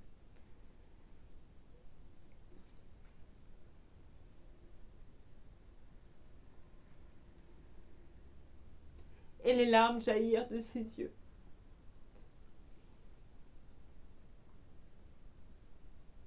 Il embrassa encore Nicolas, mais ne trouva rien à lui répondre.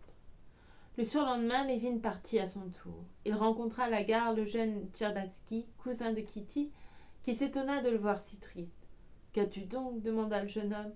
« Rien, sinon que la vie n'est pas gaie. »« Pas gaie ? Viens donc à Paris avec moi au lieu de t'enterrer dans un trou comme Mulhouse. Tu verras les choses plus en rose. »« Non, tout est fini pour moi, je n'ai plus qu'à mourir. »« Vraiment, dit en riant Tcherbatsky, et moi qui m'apprête seulement à vivre. » Je pensais de même il y a peu de temps, mais je sais maintenant que je mourrai bientôt. Lévin parlait en toute franchise. Il ne voyait plus devant lui que la mort, sans abandonner pour autant ses projets de réforme. Ne fallait-il pas occuper sa vie jusqu'au bout ? Dans les ténèbres qui l'environnaient, sa grande idée lui servait de fil conducteur, et il s'y rattachait de toutes ses forces. Et c'est la fin de la 3e partie.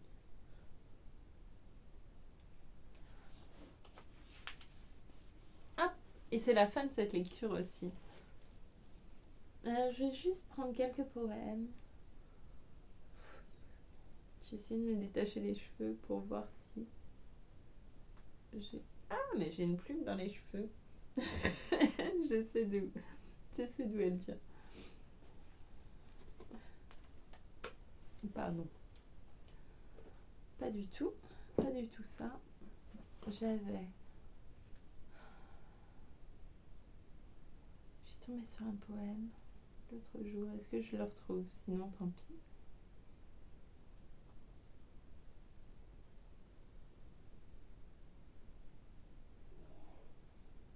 Richard Brotigan. C'était pas celle-ci. Amoureux de la nature ou quelque chose. Je n'ai rien de particulier. J'aime tout ce que fait le ciel à n'importe quel moment. Mais c'était pas ça.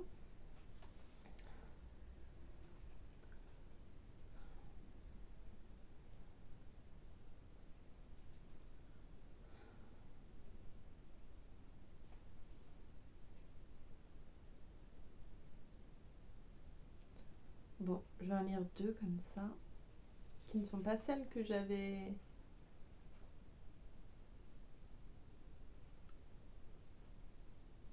j'avais trouvé.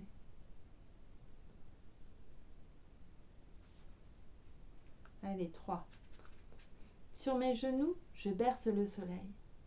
Sur mes genoux, je berce le soleil. Lui grand, moi si petite. Lui tout brillant, moi l'anthracite. Je berce le soleil. Lui feu, moi glace. Lui l'océan, moi l'eau qui passe. Sur mes genoux, je berce le soleil. Lui riche et moi pauvresse. Lui l'abondance, moi sécheresse. Je berce le soleil. Je lui dis les mots d'une mère qui ne suit que son cœur.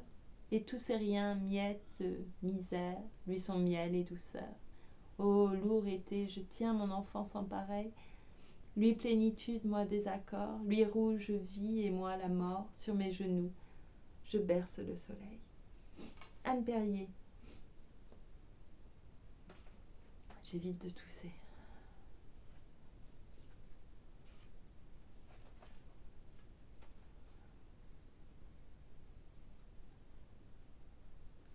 Quand l'hiver couvre au soir les terres de Russie, quel vent de solitude immense sur la vie. Un vieux cheval au loin tire un traîneau grinçant, sous la neige un chemin dont je suis le passant. Dans le dernier recoin de ciel illuminé, un bouquet de lueurs tristement s'est fané. Voici qu'un blanc désert s'étend à l'horizon. Au loin, je vois semer quelques toits de maisons. Là-bas, un hameau d'or, enfoui sous la neige, la maison juive où les sentiers vont en cortège. Simple maison, pourtant les fenêtres sont larges. Moi, l'aîné des enfants, je revois mon village. Voilà mon cercle étroit, petit monde tranquille. Une fois par quinzaine, on se rend à la ville, et l'on rêve en silence à de plus vastes plaines, pistes, routes là-bas, enneigées et lointaines. Les pleurs cachés au fond des cœurs comme des gemmes, ou des grains attendant vainement qu'on les sème. Quand l'hiver couvre au soir les terres de Russie, quel vent de solitude immense sur la vie. David Hofstein, né en Ukraine. Il était un grand poète en langue yiddish. Son écriture était lyrique aux images puissantes. Il était l'ami de Marc Chagall qui illustra un de ses recueils. Après avoir survécu au pogrom et à la Seconde Guerre mondiale, il fut l'un des 13 intellectuels juifs exécutés par le régime stalinien pendant la nuit des poètes assassinés.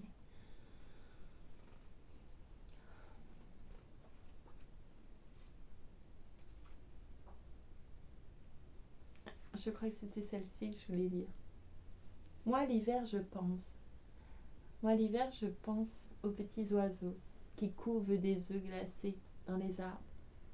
Moi, l'hiver, je pense aux petits poissons qui se gèlent les bonbons la nuit dans les rivières. Paul Vincenzini. Avec humour, bonté et espièglerie, auprès du jeune comme du moins jeune public, Paul Vincenzini traita la poésie comme le petit animal qu'elle devrait toujours être, vivante, ludique, accessible et sensible. Le temps qu'il fait en poésie. Une anthologie de Thomas Vinoux. Folio Junior. Je suis un petit bébé. Pardon, ça c'était terrible. Pardon.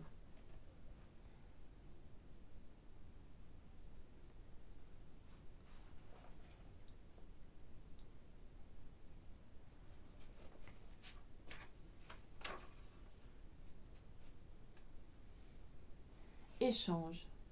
Il est important de le faire. Je veux que tu me racontes ton dernier optimisme. Je t'offre ma dernière confiance. Même s'il s'agit d'un troc minimal, nous devons nous contrôler. Tu es seul, je suis seule. Par cela, nous sommes proches. La solitude aussi peut être une flamme.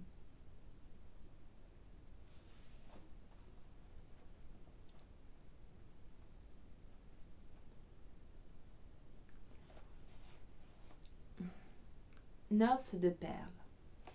C'est un poème qui est assez long. Alous.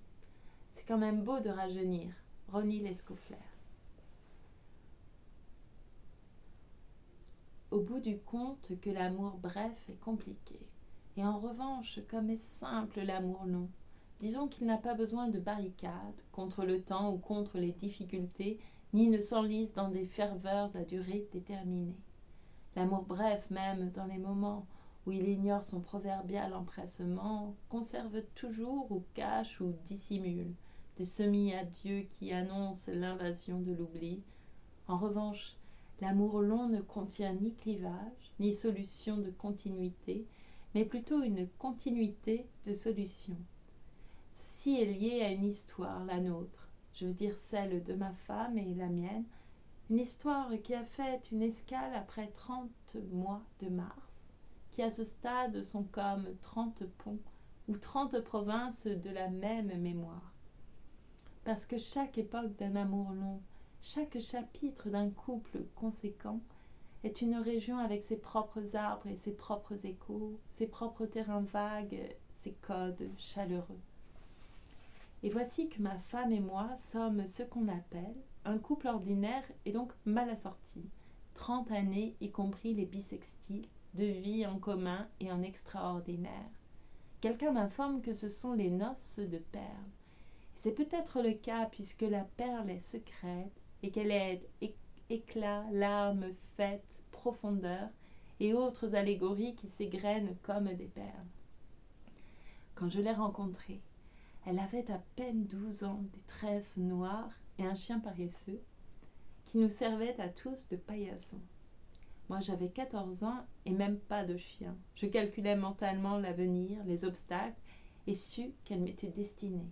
Ou plutôt que j'étais le destiné. Je ne sais toujours pas quelle est la différence. Il m'a quand même fallu 6 ans pour le lui dire et elle a mis 1 minute et demie à l'accepter. J'ai passé quelque temps à Buenos Aires et je lui écrivais des poèmes ou des banderoles d'amour qu'elle ne commentait même pas. Et moi, sans me rendre compte de la gravité de la situation, je lui écrivais de plus en plus de poèmes et de banderoles. C'était vraiment une période difficile. Heureusement, j'ai décidé de revenir. Comme n'importe quel fiancé prodigue, mon frère avait une bicyclette. Bien sûr, il me la prêta et dans un élan de courage, je me lançai dans la descente de la rue Almeria. Ah, malheureusement, le retour était en pente raide. Elle m'attendait avec beaucoup d'attention. Mort de fatigue, bien que fier et hautain, je descendis de ce funeste engin à roues et, soudain, m'évanouis dans ses bras providentiels. Et même si elle ne s'est toujours pas remise de la surprise, je jure que je ne l'ai pas fait avec préméditation. À l'époque, sa mère nous surveillait. Depuis les plus invraisemblables tours de guet, je me sentais misérable, pestiféré, délinquant, presque déliquescent. Bien sûr, c'était une autre époque et Montevideo était une jolie ville provinciale, sans capitale à laquelle se référer, et contre ce traumatisme, il n'y a aucune thérapie possible. Cela laisse des traces sur les petites places. Elle était si provinciale que le président marchait sans garde du corps et même sans ministre. On pouvait le rencontrer dans un café ou en train d'acheter une cravate dans un magasin. La presse étrangère soulignait cette caractéristique, nous comparait à la Suisse et au Costa Rica. Nous avons toujours été pleins d'expatriés. C'est ainsi qu'on l'écrit dans les temps agréables. Aujourd'hui, en revanche, nous sommes exilés. Et la différence n'est pas juste dans les lettres. Ils étaient boliviens, paraguayens, cariocas. Et surtout, ils étaient porteños. Ils nous faisaient beaucoup de peine. Aller voir dans la rue nostalgiques et pauvres, nous vendre des souvenirs et des empanadas. Il est clair qu'il s'agit d'anciennes conjonctures, mais je signale aux très jeunes lecteurs que Graham Bell avait déjà inventé le téléphone, si bien que je m'installais ponctuellement à 6 heures à la brasserie de la Calle Yatay, et de là passaient mes coups de fil de jeunes fiancés, ce qui me prenait environ 1 demi-heure. Mon cinéma était si insolite que quelques habitués casse-bonbons me criaient en se moquant de moi à l'unisson « Chante-lui un clao en Paris !» Comme vous le voyez, l'amour était un travail difficile, et lors de certaines situations humiliantes, une entreprise presque insoluble. Pour couronner le tout, je mangeais de la laitue en abondance, que personne n'avait désinfectée avec soin, et bref, j'ai contracté le typhus, pas exactement l'exanthématique, mais tout aussi inquiétant et pourri. On m'a donné du jus de pastèque, de l'eau de céleri. À tout hasard, je me laissai pousser la barbe, ce qui fit forte impression sur les visiteurs. Un après-midi, elle vint chez moi et eut un comportement peu conventionnel, je dirais même proscrit et anti-hygiénique, mais que je trouvais très émouvant. Elle baisa mes lèvres typhiques et crevassées, me conquérant ainsi à jamais, car jusqu'à ce moment-là, je ne croyais pas qu'elle fût aussi tendre, inconsciente et audacieuse. De sorte que, dès que je réussis à récupérer les 14 kilos perdus pendant la fièvre, je me rasai la barbe qui n'était pas celle d'un apôtre, mais celle d'un clochard ou d'un vagabond. Je me mis à économiser et pus réunir 2000 balles, alors que le dollar était, je crois, à 1,80. Et là-dessus, nous décidâmes de nos vocations, je veux dire, nos vocations lucratives. Elle se fit douanière et moi, sténotypiste. Nous sommes allés nous marier à l'église. Moi, pas tant pour Dieu Père et majuscule que pour le minuscule Jésus entre les deux larrons, dont je me suis toujours sentie solidaire. Mais le curé, en plus de catholique apostolique, était aussi romain et quelque peu borné, si bien qu'il exigea je ne sais quel certificat de baptême ou peut-être de naissance.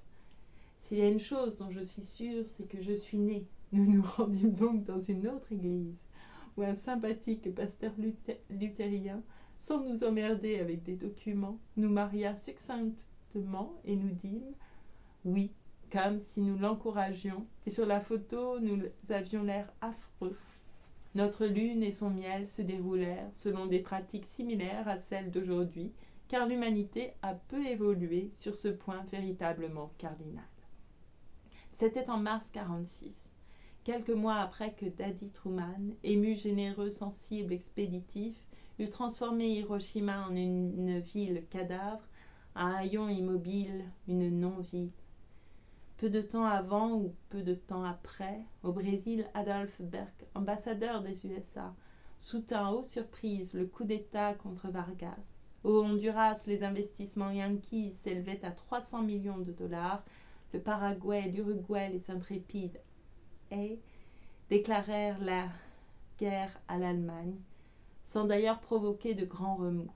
Au Chili, Allende fut élu sénateur, et en Haïti, les étudiants se mirent en grève. En Martinique, Aimé Césaire, le poète, devint maire de Fort-de-France. À Saint-Domingue, le PCD se transforma en PSP. Au Mexique, le PRM se transforma en PRI. En Bolivie, il n'y eut pas de changement d'acronyme, mais il ne restait que 3 mois avant que Villarroel ne soit pendu. L'Argentine commençait à généraliser et se mit presque aussitôt à colonialiser. Nous partîmes tous deux à Colonia Suissa, inconscients du destin qui se préparait.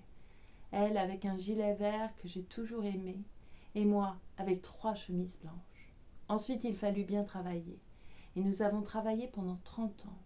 Au début, nous étions jeunes, mais ne le savions pas. Quand on s'en est rendu compte, nous n'étions déjà plus jeunes. Si tout cela semble si lointain aujourd'hui, c'est qu'alors la famille était quelque chose d'important, et qu'aujourd'hui elle est d'une importance éparpillée. Lorsque nous avons voulu reconnaître que le petit pays avait vécu une paix imméritée, celui-ci a lentement commencé à s'agiter. Mais avant cela, nous avions été parfaitement tranquilles. Pendant d'autres périodes de paix et d'autres agitations, nous alternions les allées et venues, la routine nationale et le lointain mal du pays. Nous voyagions tellement et dans tellement de directions que nous nous croisions parfois nous-mêmes. Certains étaient des voyages d'imagination très bon marché et d'autres des corvées de passeports et de vaccins. Je regarde nos photos de Venise, d'Innsbruck et aussi de Malvines, de la station balnéaire Solis ou du Philosophe Fenway. Nous étions, nous sommes, nous serons ensemble, mais comme l'environnement a changé. Je ne parle pas du décor de canaux crasseux, ni des dunes propres et solitaires, ni de l'hôtel Schacha, ni du balcon de Goethe, ni du contour des murs avec leurs lierres grimpants, mais des yeux cruels qui nous regardent à présent. Il s'est passé quelque chose dans notre partie du monde qui a fait de certains hommes des machines d'horreur. Nous sommes, nous serons ensemble. Mais si environnés d'absences et de transformations, si grièvement blessés par le sang fraternel, si aveuglés par le bûcher maudit. Maintenant, notre amour possède, comme tous les amours, d'inévitables zones de tristesse et de pressentiment, des parenthèses de peur d'incompressible distance, des culpabilités que nous aimerions inventer d'un seul coup afin de les liquider définitivement. L'ombre familière de nos corps ne s'arrête plus à nous. Elle suit n'importe quel terrain, n'importe quel rivage, jusqu'à atteindre le réel scandaleux et lécher avec loyauté les restes de silence qui font aussi partie de notre long amour. Même les petits riens de la vie quotidienne deviennent de gigantesques promontoires. La somme du cœur est une paix persuasive et brûlante. Les lèvres commencent à bouger. Derrière le double vitrage sourd et muet, c'est pourquoi je suis obligée d'imaginer ce qu'elle imagine et vice-versa. Nous sommes, nous serons ensemble, par fragments, par moments, en paupières, en rêve. Solitude au nord, plus de solitude au sud. Rien que pour lui saisir la main, pas plus, ce geste primitif du couple. J'ai dû étendre mon bras par-dessus un continent vaste et complexe. Et c'est difficile, pas seulement parce que j'ai le bras court, il faut toujours que j'ajuste mes manches, mais aussi parce que je dois passer en m'étirant au-dessus des tours pétrolières de Maracaibo, des crocodiles innocents de l'Amazone, des limites orientales de Livramento. Il est vrai que 30 années de ressac nous donnent un incomparable air salé. C'est grâce à lui que nous nous reconnaissons, par-delà les embûches et les destructions. La vie intime de deux êtres est une histoire mondiale en livre de poche. C'est peut-être un cantique des cantiques, un peu plus l'Ecclésiaste et sans apocalypse, une étrange géographie avec des torrents, des criques, des prairies et des mers d'huile. Nous ne pouvons pas nous plaindre. En 30 années, la vie nous a donné des coups et apporté de la douceur, nous a tant et tant occupés qu'il nous reste toujours quelque chose à découvrir. Parfois, elle nous sépare et nous avons besoin l'un de l'autre. Quand on a besoin de l'autre, on se sent vivant. Ensuite, elle nous rapproche et nous avons besoin l'un de l'autre. C'est bon d'avoir ma femme ici, même si nous sommes silencieux et ne nous regardons pas. Elle lit son Septimo Circulo et devine toujours qui est l'assassin. Moi, j'écoute les nouvelles sur ondes courtes avec les écouteurs pour ne pas la déranger. Et je sais aussi qui est l'assassin. La vie de couple pendant 30 ans est une collection inimitable de tango, dictionnaire, angoisse, amélioration, aéroport, lit, récompense, condamnation. Mais il y a toujours des pleurs très discrets, presque un fil qui nous traverse et qui s'enfile d'une saison à l'autre, brode les ajournements et les triomphes, coud des boutons au désordre et répare même les mélancolies. Il y a toujours des pleurs, très discrets, un plaisir qui parfois n'a même pas de larmes, et qui est la parabole de cette histoire mélangée, la vie à 4 mains, l'insomnie, ou la joie sur laquelle nous nous appuyons, avec de plus en plus de certitude, presque comme 2 équilibristes sur leur fil, sans quoi nous n'aurions pas connu le sens du discours à venir, qu'en toute logique nous ne rendrons pas public. 23 mars 1976.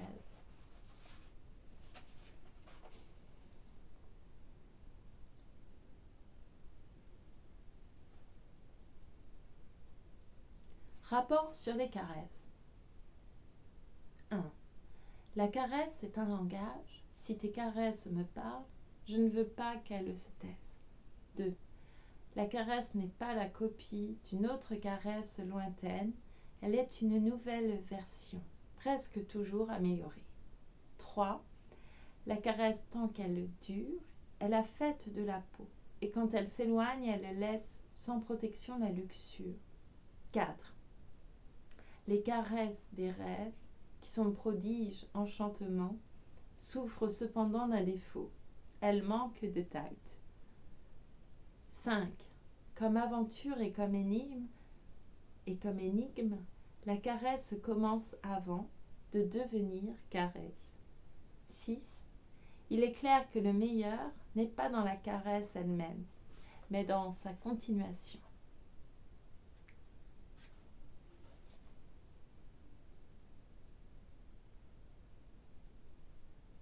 Allez, je m'arrête ici. C'était Mario Benedetti.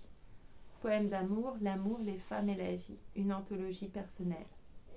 Aux éditions Une. Pardon. Traduit par Christian Garcin. Et pour... Je n'ai pas donné les... Je ne sais pas qui a traduit avant. Si je trouve, je l'indiquerai. Voilà, dans la description. Je vous remercie beaucoup. C'est une très longue vidéo.